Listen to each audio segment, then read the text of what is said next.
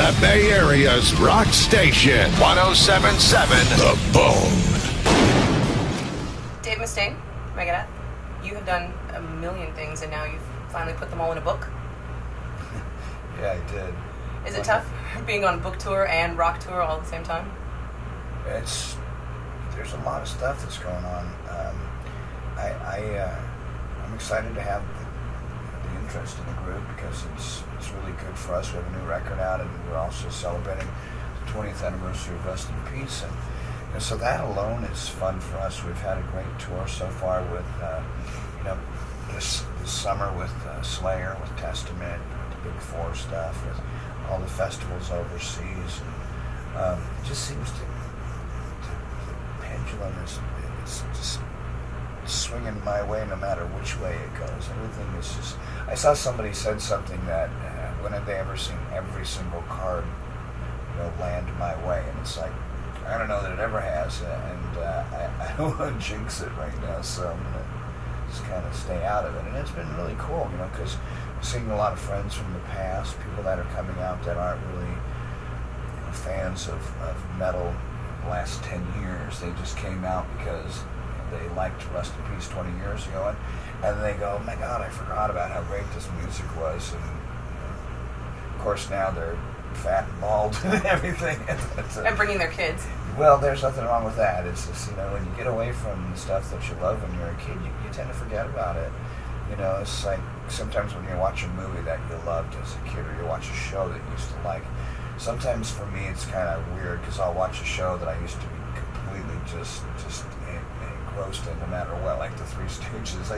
When I was in high school, I used to watch that every day. Me and my friend Mike Jordan would ditch school, and we would go to his house and get stoned, and we would watch the Three Stooges all day long. And of course, that's probably why I ended up leaving high school and going to night school. It's directly contributed to Mo. Time well spent. Yeah. So, with so many irons in the fire, are you the kind of person that is constantly writing things for the future, or do you finally take time to yourself to make the new Megadeth when you get 10? It's a little bit of both. I guess if I have an idea that comes up, I try and document it, but I'm a guitar player that whenever I pick up the guitar, I'll write something. And since I don't always prepare myself to record when I pick up the guitar, I know as soon as I pick up the guitar, there's going to be something comes out and I won't record it. And it really, in a very ass-backwards way, it keeps me from playing more because, I don't want to create something and not be ready to record it. So here it's cool because, we're in the dressing room, we've got amps and all that kind of stuff. And so if I have a little teeny riff that I come up with, I'm able to tape it. But if I don't tape it, it's just really frustrating. It's like, I swear to God, I caught a fish, it was this big. Yeah, right, The problem with when you come up with a riff and you don't tape it is it's almost impossible to remember it. The little nuances of the music are really what makes our songs different is, pushing and pulling on the beat a little bit, rushing apart a little bit, maybe lagging a little bit, all those different things. And the slightest variation can change a riff from something, upbeat to something super heavy and much more dark, or just by moving the chords around a little bit. So yeah, we work on stuff a lot. I'm not in album mode right now. I'm in tour mode, and right now this tour's been so great. It's like, without being vulgar or anything like this, it's like orgasmic almost. It's really weird. Every day there's just more greatness that happens. Watching the fans come, watching their faces, listening to friends like you coming around and saying, hey, let's talk about the past. Remember that one time? Yeah, good to see you again. I'm so glad I'm here. I forgot, this kind of stuff. And that's just a blast for me, especially when you see some of these people who think they're too cool. They become these personalities, and they come back and they get grounded and they remember what it was all about. Do you have any fond memories of the Bay Area? People that are coming back around to see you guys tonight? Well, I had a dinner engagement, but I don't know what happened to that, so I'm not sure that's going to happen. And I know my wife's been talking to another one of the guys from the band, and we were going to get together with them, but I really don't want to talk about them too much. I was looking forward to that because I wanted to talk some more about the Big Four stuff, but far as the other friends that are up here, I had some friends, but the guys my last band was really the only people that I knew up here. So we did make some friends and stuff like that, but I don't know where any of them are. You move away and you don't see them. I have seen some people that will come up, and like we did a book signing today, and people were coming up and saying, "Hey, it's me. Hey, can I get in free?" They always do that, don't they? They always do that. Yeah, it's like, okay, I'm going to come to your house and I'm going to take your TV. Okay. I don't know. Where do you work? What can you get me? See, I don't really mind as much as some people may think that. It's just, I don't mind giving my friends tickets and passes and stuff like that. I actually really enjoy their presence. It's just kind of, sometimes it's a little awkward when you see someone you've never seen before and they come up and they've got their hand out. It's kind of like, how are you? How much can you give me? Well, everybody is really excited about the Big 4 tour that happened and desperately hoping that you will recreate it in the U.S. Yes, not to me, though. I'm gathering that everybody's just waiting for Metallica to say, okay, we'll do it. Is it kind of in that? Well, that's kind of how it was before, but I had to have the conditions right in order for us to leave the tour that we were leaving, because we obviously are doing good business now. In order for us to have gone and do that, we needed to make sure that all the conditions were right for us, and Lars and James made everything comfortable for everybody, and just really, really happy about the way that it all went down. I'm happy our friendship got renewed, and it's just a great time all around right now for me. I can't even, if I wasn't living this, I would say I don't know what it is. So after the book comes out and you continue to tour for this album, you're one of those guys that has so many irons on the fire. You do charity events, you're constantly updating the fans on the website and the fan club. Do you have like a schedule laid out for you of things that you're going to be putting out and doing? You do? It's really good. That's my day up That's there. just today. That's just this afternoon. So yeah, we get it broken down to like 15-minute increments sometimes. During the mornings, we have a little bit of private time, Sean, David, and myself will do kind of normal activities and stuff, and Chris goes to the gym for 2 hours, and we all have our things that make us happy. I think the one thing that we do a lot in common is get online and talk back home to our friends and family, but I'm not the one who updates everybody on the website. That's our brilliant webmasters from the fan club and from the official site. They're super busy, and I know David's always sending him stuff because he was always like an ambassador in Megadeth. I would be the guy that always got in trouble, and he was always the guy that would explain away whatever people were pissed off. Well, you're an opinionated guy, right? I think that if you have something intelligent to say, yeah. I mean, I don't talk just for the sake of talking. Well, with one of my favorite things that you did was, I think it was 92 elections that you covered for MTV. Are you still pretty avid in following politics and letting people know your opinions? I have tried not to say anything right now because I'm so just freaked out about what's happening to our country. I mean, it looks like we're sprinting down the path to socialism, and I don't understand where the American people are right now. You want to impeach a guy for getting a blowjob, yet you have a guy that's destroying our country, and you just let him run rampant. I don't understand that. I know a generation ago that this wouldn't have happened. It seems like we're just, like I said, sprinting towards socialism, and I don't want to be a socialist. I like living in a free America. The idea that if you have a chicken in a democracy, it's your chicken. If you're in socialism, it's everybody's chicken. It's like a communist country, and the idea of the USSRA, you know what I mean? It just doesn't have a good ring to it. So you're not happy about the healthcare legislation? I'm not happy about a lot of stuff, but this is more about music and about us having a good time instead of talking about how lost we are. Oh my God, I mean, look at the marketplace right now. This president promised 500,000 new jobs. We have 500,000 less jobs, so he missed that by 1 million. If that would have been dollars, it would have been, you would have had the crazy sound effects in the background. 1 million jobs, and I think, God, how can you be so out of touch with stuff? I read a letter from the vice president of Procter & Gamble a couple of years ago. I can't remember what the guy's name was, but I checked it out on Snopes to verify what it was, and this guy had written this letter, and it was so brilliant. I encourage you to get your listeners and watchers, your viewers, to check out that letter. It's really amazing, and it explains a lot of stuff right now that is very unexplainable, and it raises a lot of really poignant questions, which is why I think you probably liked what I did with the Democratic National Convention. I went and asked the questions that other people were afraid of asking. You know, I don't care if I'm not PC. If you're fat, you're fat. If you're short, you're short. You know, I'm not going to try and think of a way that I can tell somebody something that's not going to help them in the long run. You know, I mean, that's how I've been brought up, to be as transparent as you possibly can be.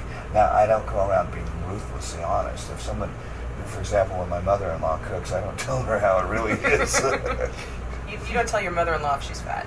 No, she's not fat. Good. She definitely is not fat. She's very slender. She's very healthy. They're Dutch, and they're very healthy people. And cooking. Yeah, the Dutch are socialists, though, aren't they? I don't think so. They have like a lot of national stuff. Everything kind of national. I'm not Dutch, so I don't know. I don't care actually either. I just like the way that a lot of your political views kind of bleed into the music, and it kind of seems to make for like an extra bite. Yeah, in well, Megadeth. if it's the right time to be doing that, I really don't know what to say. So I don't want to encourage our fans or any of, like I said, your listeners or viewers to be getting involved if they don't have a good choice. You know, I mean, the most important thing I would say right now, because I don't know, is for me to educate myself and encourage your fans too to do the same thing and find out, where did he go to school? Where did he get his money? Come on, just ask some questions. So with the new book coming out, you're doing book tours and touring at the same time. Are you going to continue doing the book tour? Are you enjoying it as an author? Well, as an author, that's all new to me, and I had no idea I was going to come right out of the gates and be a New York Times bestseller. That was really a big accomplishment for me. That's like debuting, as a platinum artist, and besides the fact that platinum records are kind of a thing of the past, it's just really, it's interesting right now to see this whole different world, because, most authors, unless it's some tart who's trying to sell an exercise program or something, or somebody selling a diet, most guys that write books look like guys that write books. You know what I mean? And you go up and you meet some of these guys, and they're like, "Yes, I'm this author. My name's Fred," or something like that, and it's like, oh my God, So on one side, I'm a little bit tripped out because I'm being considered an author, and and again, what comes to mind is like, geeks kind of, what I mean? You're not totally identifying with the literary world at this point. Well, I'm enjoying writing. I think it was really fun. I don't know that I would do it again because it was a very difficult and laborious process. And writing a book about your life, you don't ever imagine you'd spend $100,000+ on legal fees so that you wouldn't get sued telling the story about your life. It's like, but wait, it's my life.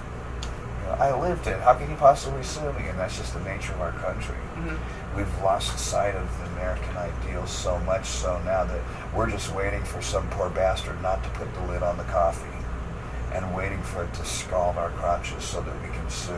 Mm-hmm. That's terrible. I was overseas in this last tour, and I watched a couple traffic accidents, and the difference over there, they get out and make sure no one's dead, and they just that's about it. They sometimes exchange information, and they have their insurance take care of it. Over here, I was on the freeway, and I looked down for a second, and I tapped this woman. I was going probably around 5-10 miles an hour. She got out of her car holding her neck, and I was like, oh my God, you mad cow, I can't believe that you're doing this. And then she tells me that her husband's in the army and all this stuff, and I'm thinking, you're such a disgrace. Your husband's out there willing to lay down his life in Iraq for the American people, and here you're one of the very people who are draining the system. I frankly, what, if I hit her hard enough, I would have done anything to take care of her, and I immediately called my insurance, even though I was, there was no damage, and I took a picture of her bumper too. There's nothing. she drove down the road about a mile and pulls over and said her whole car started shaking. And I'm like, oh my God, you liar. So, you know, that's one of those things where you wish you had your pocket taser. But, you know, I left it at home that day. Well, we can't like everybody in our country. What are you going to do, right? So with Megadeth going full steam, what do you see over the next year? Things that you want to get done? Things that you want to put out there? Well, we've just gone through a really trying period. Since October, we've been out here with staff members that, you know, it was kind of like patching a hole with toilet paper, and it just was really, really terrible how it took toll out on all of the crew and how that affects me as the leader out here. I watched my band guys get drawn down. I watched my crew guys get drawn down, and this had been happening since last October. You know, we've had this one position has been held by various people that weren't someone I would have hired. You know, they were picked because we had a hole and needed to fix it fast, and you know, you can't really do a lot of due diligence on somebody when your ass is on fire, you know. So right now we're back to where we're really flowing again. The stage morale and the backstage morale is the same. You know, because when you're on stage, it's euphoric. When you're getting ready, it's kind of like, you know, imagine tying your shoes 100 times like some OCD guy, right? That's how getting ready is for us, because we're just looking at the clock and like, oh my God, hurry, like, come on, you know, all this kind of stuff, and practice song, you do vocal warm-ups, and then you walk around in a circle 6 million times while you're on the phone texting somebody. And it's nutty, but when you get up on that stage, everything else goes away. It's just like the cone of silence and Get Smart when it works. So if there's one thing that you want to accomplish in the next year, what would it be? I think it would probably just be to finish this tour strong and to get ready to go into the studio next year. We've got a lot of stuff that we've been working on with new music, and we've got a lot of songs already completed for the next record. So now the whole thing is going to be, you know, going back and sorry, I got a little cold. Something coming back to these songs and saying, hey, are they the level that we want them at now, after going out and doing what we just did and having, you know, the success that we did, seeing how Endgame came out, and seeing how these other opportunities have presented themselves. Are we going to be satisfied with these songs? Do they need a little more, you know, cayenne pepper or something, you know, like that? A little more sugar in some spots, you know. Having Chris in the band, he's only been with us for 2 years, and you know, he was relatively unknown. Yeah, sure, he played with Jack Panzer, but I mean, honestly, he was Jack Panzer. Not very many people know him. You know, he was with Nevermore, but I mean, same thing. It was Nevermore. They're a good band. I like them, but they're not that popular. You know, and like I said, I like them, so don't start bitching about that. Anyways, you know, for him to get into this group, it was really great because he was able to really express himself. You know, one of the things that we've always done is, even though, you know, it's my band, I try and treat everybody in the band like it's their band. You know, so we all have ownership in the band, not necessarily like dollars and cents stuff, but you feel like, this is my band. If I have a part I want to play, I'm going to talk to Dave, and he's going to listen to me without prejudice. And it's not going to be like, I don't want to listen to your stuff because it's your stuff. I'm Gene Simmons, and I don't want to put any music on the record that I don't write because I have to give you some money or something. You know, I know there's some guys are motivated to put records together based on who wrote it. And we had a record that Gene had asked us to do, the Kiss My Ass record. And you can even hear on there, he's saying, yeah, we're going to have Megadeth do Detroit Rock City. And when we talked about it, I said, well, I don't want to do that song. I want to do Strange Ways, because it was Ace's song. And I knew they weren't going to do it because someone said they're not doing any songs unless it was songs they wrote. And I was like, but that sucks. Because I like Strange Ways, even though it wasn't one of their better songs. I loved the guitar solo in it. And you know, you're going to do somebody's cover song. You want to do it because you like it. But as far as like what we've got planned for the next year, probably tons of work, a lot of touring. I know Gigantour's coming around next year, and we're talking about that. We'll talk more about that with you in the future. Okay. So there's tons of stuff. Do you have like a dream lineup for Gigantour? Well, let's see. The last time we looked at the drawing board, one of the guys that was on there was a notorious troublemaker, and I said that I think it would be great to have him on the bill, but most people hate his guts, and he probably would start picking a fight with somebody out here and be thrown off the tour within 30 minutes. And I'm not going to say who he is, but I thought it would be really cool, because I haven't heard from him for a long time. So it's a process.